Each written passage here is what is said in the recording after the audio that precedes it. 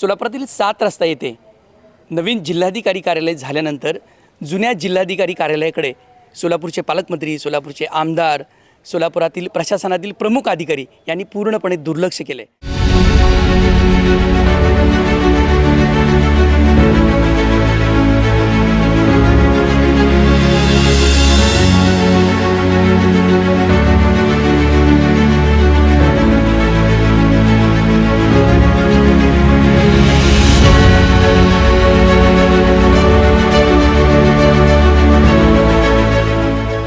या जुन्या जिल्हाधिकारी कार्यालयात सर्वत्र अनास्था पाहायला मिळते।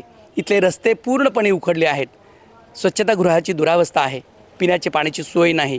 त्यामुळे एकीकडे मुख्यमंत्री देवेंद्र फडणवीस हे 100 दिवसाचा कार्यक्रम, 200 दिवसाचा कार्यक्रम राबवून नागरिकांना पिण्याची पाण्याची सुविधा उपलब्ध करा, इमारती स्वच्छ ठेवा, परिसर स्वच्छ ठेवा असं सांगत असले तरी दिव्याखाली अंधार म्हटल्याप्रमाणेच सोलापूरच्या जुन्या जिल्हाधिकारी कार्यालयाकडे पाहिल्यावर लक्षात येईल।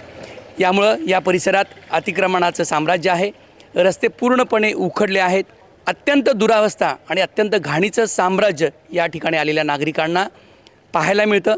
इथे प्रांताधिकारी असतील, तहसीलदार असतील, तसेच सोलापूरचे पोलीस अधीक्षक असतील आणि त्याचप्रमाणे सोलापूरच्या जिल्हा परिषदेचं कार्यालय असताना या ठिकाणी दररोज सुमारे 8 ते 10 हजार लोक येतात आणि या परिसरातील दुरावस्था पाहिल्यानंतर खरंच दिव्याखाली अंधार असं म्हटलं तर काही वावगं ठरणार नाही। एकीकडे जिल्हा परिषद, जिल्हाधिकारी कार्यालय यांच्यामार्फत गाव पातळीवर तसेच तालुका पातळीवर कोट्यावधी रुपयांची कामं मंजूर केली जातात।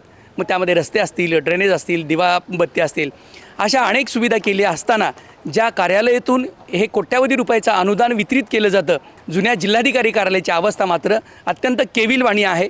सोलापूरचे लोकप्रतिनिधी आणि प्रशासनातील वरिष्ठ अधिकारी या बाबीकडे लक्ष देतील अशीच यश न्यूज मराठीच्या माध्यमातून अपेक्षा। टाटा मोटर्स आणि पद्मजा मोटर्स यांच्या संयुक्त विद्यमानं गुढीपाडव्याच्या मुहूर्तावर सोने तसेच इतर अनेक बक्षिसे जिंकण्याची सुवर्ण संधी।